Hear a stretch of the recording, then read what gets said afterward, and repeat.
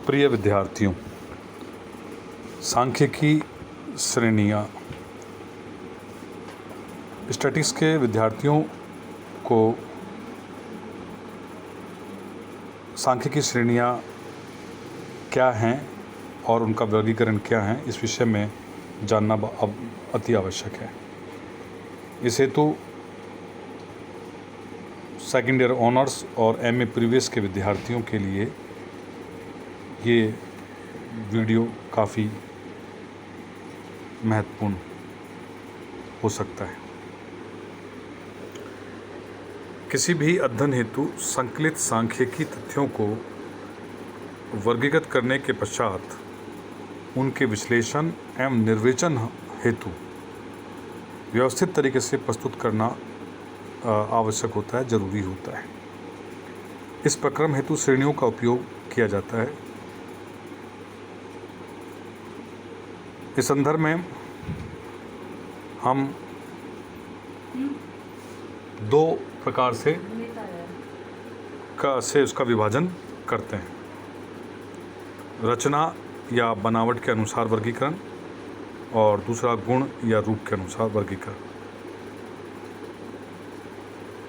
पहला रचना या बनावट के अनुसार वर्गीकरण व्यक्तिगत श्रेणी, खंडित श्रेणी और सतत या अविच्छिन्न श्रेणी कंटिन्यूस सीरीज में इसको बांटते हैं। दूसरा गुण के या रूप के अनुसार हम उसको कालानुसार, स्थानानुसार और परिस्थिति या दशानुसार उसका विभाजन करता है। अब सबसे इम्पोर्टेंट जो चीज़ है कि रचना या बनावट के अनुसार व्यक्तिगत श्रेणी क्या होती हैं, कैसे हम समझें कि ये व्यक्तिगत श्रेणी है। तो व्यक्तिगत श्रेणी में प्रत्येक पद स्वतंत्र एवं अलग अलग होते हैं। यह पद किसी समूह में या वर्ग में नहीं रखा जाता, बल्कि अपना व्यक्तिगत स्थान रखता है या वह स्वतंत्र होता है। जैसे उदाहरण के तौर पर यदि हम देखें कि अलग अलग बाहर के या अलग अलग गांवों के स्थानों से प्राप्त होने वाली वर्षा आदि के तथ्यों को हम ए से लेकर जे तक, और यदि हमने कोई विद्यार्थी ले लिए और उनका वर्गीकरण उनके वजन के अनुसार हम लोग करें, तो ये जो विधि होगी, जो ये तरीका होगा, ये सांख्यिकी विधि कहलाएगी।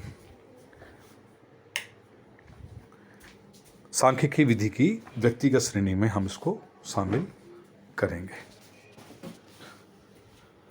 दूसरा विधि जिसे हम खंडित श्रेणी या डिस्क्रीट सीरीज कहते हैं, इसमें प्रत्येक इकाई का यथार्थ माप किया जाता है तथा विभिन्न पदों के चर मूल्यों में निश्चित अंतर डेफिनेट ब्रेक्स होता है।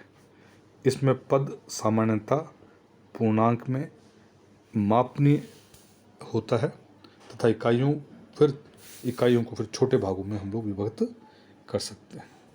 सामान्य शब्दों में हम समझें तो एक आपको यदि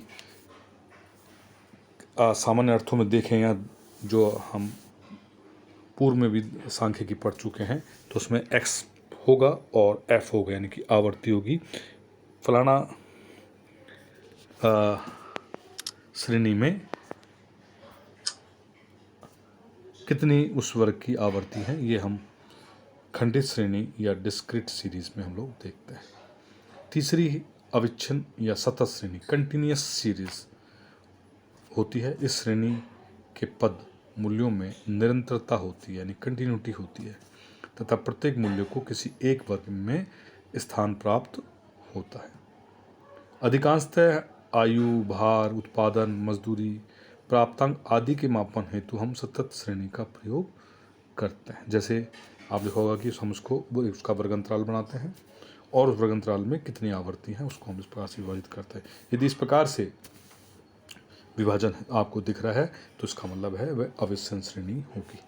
अविच्छिन्न श्रेणी में हम लोग कई तरीके से देखते हैं, जैसे से कम, से अधिक, मध्यमान, मध्य मूल्य, केंद्रीय मान। यदि इस प्रकार का लिखा हुआ है तो आप समझ लीजिए कि अविच्छिन्न श्रेणी या सतत श्रेणी होगी।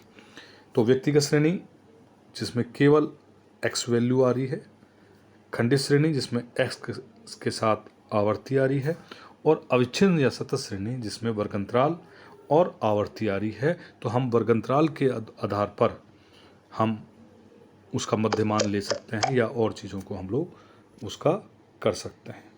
ये सब चीज़ें हम उसके रचना या बनावट के अनुसार आधार पर देखते हैं। दूसरा जो श्रेणी है जिसे हम गुण या रूप के आधार पर वर्गीकृत करते हैं, गुण या रूप के आधार पर वर्गीकृत किया जाता है। इस प्रकार के वर्गीकरण का विवरण पूर्व में प्रस्तुत किया गया। संक्षेप में गुण के आधार पर सांख्यिकी श्रेणियों के वर्गीकरण में भी उसी प्रकार किया जाता है। पहला इसमें है कालानुसार श्रेणी, टाइम सीरीज होती है। टाइम सीरीज में इस प्रकार के श्रेणी में पदों का अनुविन्यास यानी कि अरेंजमेंट करते हैं, हम लोग एक विन्यास करते हैं, एक लेआउट बनाते हैं, आधार पर होता है। समय के का आधार वार्षिक हो सकता है, मासिक हो सकता है, पाक्षिक हो सकता है, दैनिक हो सकता है या साप्ताहिक हो सकता है।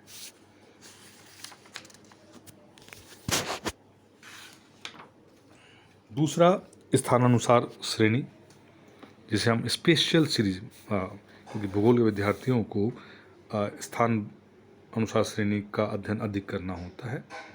इस प्रकार की श्रेणी में तथ्यों को स्थान या क्षेत्र के आधार पर क्रमबद्ध में प्रस्तुत किया जाता है। इसमें पदों या इकाई देश का होगा, राज्य का होगा, जिले का होगा, तहसील, ग्राम आदि के आधार पर हम लोग उसका विभाजन कर सकते हैं या उनका अध्ययन कर सकते हैं। तीसरा परिस्थिति अनुसार श्रेणी है जिसे कंडीशन सीरीज कहते हैं। इस श्रेणी का निर्माण किसी परिस्थिति में होने वाले परिवर्तनों के आधार पर किया जाता है, जैसे विद्यार्थियों की आयु, भार, ऊंचाई या कर्मचारियों की आय आदि के आधार पर किया जाता है। तो प्रिय विद्यार्थियों, आज हमने सांख्यिकी की सांख्यिकी की श्रेणियाँ कौन सी होती हैं, उनका विभाजन क्या होता है और हम उनको कैसे पहचान सकते हैं, इस विषय में हम लोगों ने आज आपके इस वीडियो में चर्चा करी। अगले वीडियो में हम सांख्यिकी की दूसरी विधि के विषय में विचार विमर्श करेंगे। धन्यवाद।